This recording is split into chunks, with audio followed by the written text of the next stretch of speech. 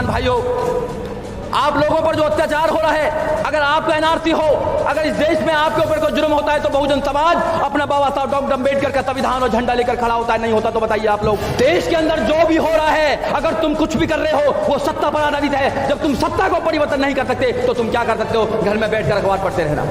अखबार पढ़ो घर में बैठकर।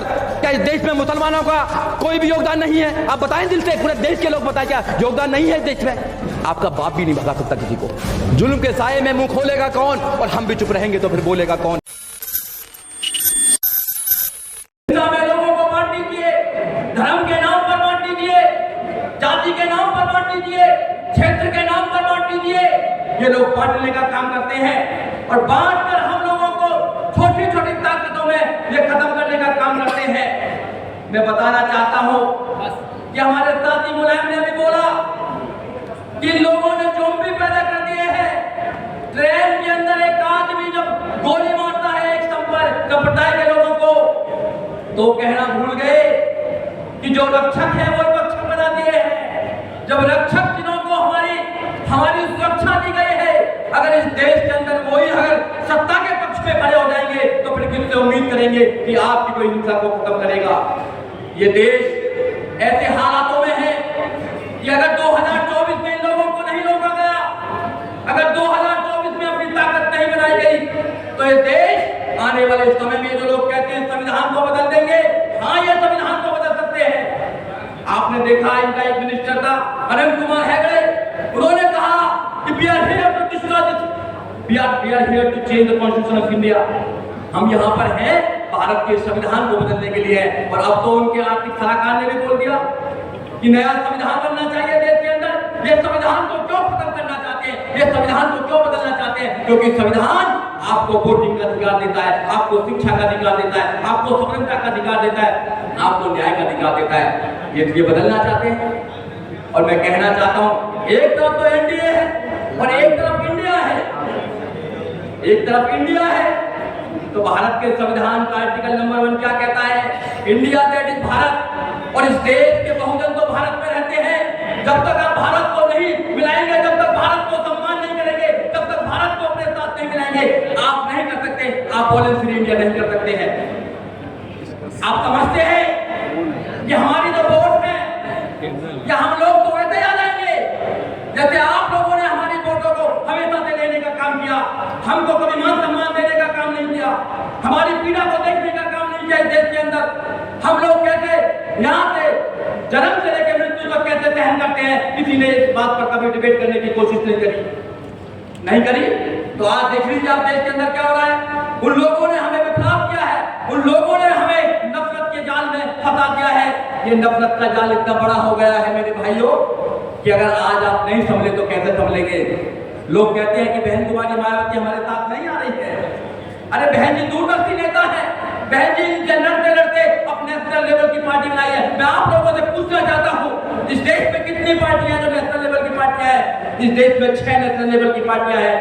सबसे बड़ी वोटिंग के आधार पर कौन है? बीजेपी है। सेकंड नंबर की कौन? कांग्रेस है। और थर्ड नंबर की इस देश में अगर कोई सबसे बड़ी पार्टी है तो बहुजन समाज पार्टी है। बिना तब बहुजन समाज पार्टी के आप ऑल फ्री या बीजेपी फ्री कैसे इंडिया कर सकते? नहीं कर सकते हैं। आप बड़ी ताकत को इग्नोर कर रहे हैं। ये गलतफहमी है आप लोगों की, या जो लोग भी यहाँ पर बनाना चाहते हैं, हम भाईचारा बनाना चाहते हैं। सबसे ज्यादा जो हमको है इस देश में कि वायलेंस फ्री देश होना चाहिए। हम पीड़ित हैं इस बात के, हम संविधान के रक्षक हैं इस देश के अंदर, क्योंकि संविधान में हम सब लोगों को आजादी का अधिकार मिला है। हम जानते हैं, हम जीते हैं संविधान को, हम संविधान को मात्र पढ़ते नहीं है। इसलिए हमारा एक आदमी यहाँ तैयार है इस सरकार को बदलने के लिए। हम ऐसे ही नहीं घूम रहे हैं देश के अंदर, हम लोगों को बता रहे हैं कि आपके अधिकारों को, आपके बच्चों के अधिकारों को खत्म किया जा रहा है। आपको एक ऐसी नफरत की तरफ डाला जा रहा है कि आप ट्रेन में भी देखेंगे तो वॉयलेंस होता है। नूह में आपने देखा, ये प्रयोग कर देखते हैं। आप आसाम की घटना ले लीजिए, आप अखलाक की घटना ले लीजिए, आप पहलगाम की घटना ले लीजिए, आप हाथरस की घटना ले लीजिए। जब हाथरस में एक दलित बेटी को तेल छिड़क कर रात को 2 बजे जला दिया जाता है, मुख्यमंत्री देखता रहता है और वहां की पुलिस वहां के लोगों का मुंह बंद कर देती है, तो फिर आप लोगों ने आवाज क्यों नहीं उठाई? क्यों नहीं उठाई देश के लोगों ने आवाज? कुछ हमारे लोगों ने आवाज उठाई। इसलिए मैं कहना चाहता हूं, हिंसा सबके लिए बुरी बात है, अभी पीपल साहब कह रहे थे हम बुद्ध के मानने वाले हैं, ये देश बुद्ध का है, और बुद्ध के खिलाफ इन्होंने युद्ध छेड़ रखा है। इस देश में बुद्ध के खिलाफ युद्ध छेड़ रखा है। जब ये विदेश में जाते हैं तो कहते हैं मैं बुद्ध के देश से आया हूँ, मैं अम्बेडकर के देश से आया हूँ, और यहाँ पर भारत के अंदर बुद्ध के लोगों के खिलाफ इन्होंने युद्ध छेड़ रखा है। ये समझना पड़ेगा आपको, ये एक पीढ़ी को गुलाम बनाने का जो षड्यंत्र है, ये दिन पे दिन आप लोगों के सारे अधिकारों को खत्म करते जा रहे हैं। और मेरे मुसलमान भाइयों, आप लोगों पर जो अत्याचार हो रहा है, अगर आप एनआरसी हो, अगर इस देश में आपके ऊपर कोई जुल्म होता है तो बहुजन समाज अपना बाबा साहब डॉक्टर अम्बेडकर का संविधान और झंडा लेकर खड़ा होता नहीं होता तो बताइए आप लोग। हम लोग वैचारिक रूप से एक साथ हैं, क्योंकि समस्या आपकी एक है और हमारी भी वही समस्या है, इसलिए हमारा दर्द एक है। और हम लोग आपस में नहीं समझेंगे तो कौन समझेगा इस देश के अंदर हमारी समस्या को। हमें अपनी पावर खुद बनानी है, हमें अपनी पावर खुद बनानी है। हम आज तक मांगते हैं कि हमको दे दीजिए, हमको दे दीजिए। कोई तुम्हें पावर देने वाला नहीं है, कोई तुम्हें राजा बनाने वाला नहीं है, कोई तुम्हें प्रधानमंत्री बनाने वाला नहीं है, इवन यहाँ तक कि कोई तुम्हें एमपी बनाने वाला नहीं है। अगर कोई बना सकता है तो तुम खुद अपने आप को बना सकते हो, खुद खड़ा होना पड़ेगा, आपको निकलना पड़ेगा घर से बाहर, समझाना पड़ेगा बाबा साहब डॉक्टर अम्बेडकर को, समझाना पड़ेगा संविधान को, समझाना पड़ेगा इन लोगों की नीतियों को जो हमारे खिलाफ है। आप लोग तैयार हैं इस बात के लिए? केवल आज यहाँ पर आए, आपने बोले फ्री इंडिया का एक नारा दे दिया, क्या आप एक साल के लिए पूरे देश में जा जाकर आप लोगों को समझाने के लिए तैयार होंगे? अगर होंगे तो आप लोग देखेंगे 2024 में माहौल बन रहा है, 2024 में लोग तैयार हो रहे हैं। आपने देख लेना, अभी चुनाव आने वाले हैं, देख लेना आप चुनाव 2024 से पहले चुनाव देखना क्या होने वाला है देश के अंदर। अब नौजवान खड़ा हो चुका है, किसान खड़ा हो चुका है, इस देश का जो मजदूर है, जो संसद जो समाज के संसद तक बनाता है, सुबह सुबह हमारे लोग देश की सफाई करते हैं, गटरों में उतरकर उनकी मौत हो जाती है।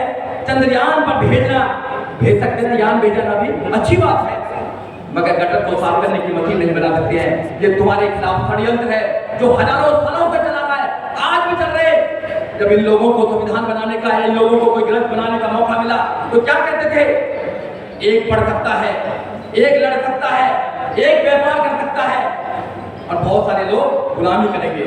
मगर जब बाबा साहब डॉक्टर अम्बेडकर को देश का संविधान बनाने का मौका मिला तो उन्होंने कहा सब पढ़ सकते हैं, सब लड़ सकते हैं, सब व्यापार कर सकते हैं और सब सबकी सेवा कर सकते हैं। ऐसे विधान को खत्म करना चाहते हैं, फिर कौन सा विधान बनाना चाहते हैं लोग? ये कौन सा षड्यंत्र करना चाहते हैं इस देश के अंदर? अगर आप महिलाओं को आजादी की बात करें जाए, जैसे हमारे साथी ने कहा कि इस फोरम में एक महिला की कमी है, और हमारी बहन को बुला के बोला इस देश में महिलाओं की आजादी के लिए किसी ने काम किया है तो बाबा साहब डॉक्टर अम्बेडकर ने काम किया है। उनके खिलाफ कितना वॉयलेंस है। हम लोग नकारना चाहते हैं, जो लोग बहुजन शक्ति को नकारना चाहते हैं वो गलत फहमी में है। ये 2023 है मेरे भाई, ये 2023 है, नौजवान जाग चुका है, अब तुम्हारी बातों में आने वाला नहीं है। अगर सम्मान दोगे तो सम्मान मिलेगा, क्योंकि हम वॉयलेंस को जानते हैं, लड़ना भी हम जानते हैं, उसका इलाज भी हम जानते हैं। हम लड़ाएंगे इन लोगों से, और जब तक लड़ेंगे जब तक हमारे शरीर में खून का एक कतरा है, हम पीछे हटने वाले नहीं है। ना हम पहले पीछे हटे, हम नहीं हटे। इन्होंने जाति करी हम लोगों पर, आज भी जाति करते गांव में मूंछों के नाम पर मारा जाता है, बारात नहीं चढ़ने दी जाती है, लोगों को मोटरसाइकिल पर जाते हैं तो कत्ल कर दिया जाता है, हम झेलते हैं। जैसे मेरे भाई ने बोला अभी मुलायम ने, अखबार देख लीजिए, अखबार मीडिया हेडलाइन देख लीजिए, सब जगह दलितों की हत्या, मुस्लिमों की हत्या, महिलाओं की हत्या, सब जगह हो रहा है। मगर हमारा देश, हमारे लोग खड़े नहीं हो पा रहे, घरों में है। तुम्हारे घर भी नहीं बचने वाले मेरे भाई, तुम्हारे घर भी नहीं बचने वाले हैं, क्योंकि इन लोगों ने मन बना लिया है कि फिर दोबारा तुमको गुलामी की बेड़ियों में ले जाना चाहते हैं लोग। जो आजादी आप लोगों को बड़ी मुश्किल से मिली है, जो वोटिंग का अधिकार आपको बड़ी मुश्किल से मिला है, वैसे नहीं मिलेगा वोटिंग का अधिकार। अब पढ़ना बाबा साहब डॉक्टर अम्बेडकर ने अपने 4 बच्चों की कुर्बानी दी है, वैसे ही वोटिंग का अधिकार नहीं मिल गया। अब वॉयलेंस फ्री इंडिया चाहते हैं, 1 मिनट में वॉयलेंस फ्री इंडिया हो जाएगा। 2024 में आप सिर्फ वोटिंग का अधिकार का इस्तेमाल कर लीजिए, आप वोट डाल दीजिए और इन लोगों को सत्ता से बाहर कर दीजिए, इनका इंतजाम हो जाएगा। उसका एक ही रास्ता है, वो सत्ता है, सत्ता। सब कुछ निर्धारित सत्ता से होता है। आपके बच्चों की एजुकेशन, कहाँ से रोड निकलेगा, कहाँ कौन सा डिपार्टमेंट बनेगा, देश के अंदर जो भी हो रहा है, अगर तुम कुछ भी कर रहे हो वो सत्ता पर आधारित है। जब तुम सत्ता को परिवर्तन नहीं कर सकते तो तुम क्या कर सकते हो? घर में बैठकर अखबार पढ़ते रहना, अखबार पढ़ो घर में बैठकर, न्यूज देखिए घर में बैठकर। वॉयलेंस हो रहा है, वॉयलेंस हो रहा है। इधर से कुछ लोग लफंगे आ जाते हैं, उधर से कुछ लोग आ जाते हैं और देश को एक मैसेज देना चाहते हैं। क्या मैसेज देना चाहते हैं? धर्म के नाम पर देश को बांटना चाहते हैं, धर्म के नाम पर देश को बांटना चाहते हैं। आप लोगों को समझाना पड़ेगा, ये जिम्मेदार साथियों की ये ड्यूटी है। मैं धन्यवाद देना चाहूंगा कैंपेन के लोगों को, जिन्होंने कम से कम ये सोचा कि इस देश में वॉयलेंस है, इस देश में वॉयलेंस है, फ्री होना चाहिए देश वॉयलेंस। कम से कम किसी ने सोचा। ये आप लोगों की ड्यूटी है कि आप लोग गांव-गांव जाएंगे, नौजवानों को तैयार करें, लोगों को तैयार करें इस वॉयलेंस के खिलाफ। और वॉयलेंस कौन करता है? अभी पीपल साहब ने बताया ना, वॉयलेंस कौन करता है? वॉयलेंस सरकारें कराती हैं, सरकारें कराती हैं। मैं लॉयर हूं, मैं जानता हूं, अगर पुलिस चाहे तो एक चप्पल भी चोरी नहीं हो सकती। अगर पुलिस चाहे तो एक चप्पल भी चोरी नहीं हो सकती है। अगर पुलिस अपराधियों के साथ मिलकर इसमें वो दंड, वो और ज्यादा दंड हो जाते हैं, और ज्यादा वो वॉयलेंस करते हैं, तो कौन ताकत देता है पीछे से? किसका टेलीफोन जाता है? ये देखना पड़ेगा आप लोगों को कि टेलीफोन करने वाला लोग कौन है। उसके टेलीफोन का तार काटना पड़ेगा, तार काटना पड़ेगा आपको। ये लोग वॉयलेंस को बढ़ावा देते हैं क्योंकि ये देश के लोगों के सामने आंखों में आंखें डालकर उनसे उनके सवालों का जवाब नहीं दे सकते हैं, क्योंकि इन्होंने जो देश से वादे किए थे उन वादों को ये पूरा नहीं कर पाए हैं और देश के अंदर एक ऐसी दिशा की तरफ देश को ले जा रहे हैं जहां पर एक दूसरे से नफरत करते हैं लोग। ये देश हमारा ऐसा था क्या? ये देश ऐसा है क्या? क्या इस देश में मुसलमानों का कोई भी योगदान नहीं है? आप बताएं, देश के लोग बताएं क्या योगदान नहीं है देश में? बताइए आप लोग, आप कैसे लगा सकते हैं? आपका बाप भी नहीं लगा सकता।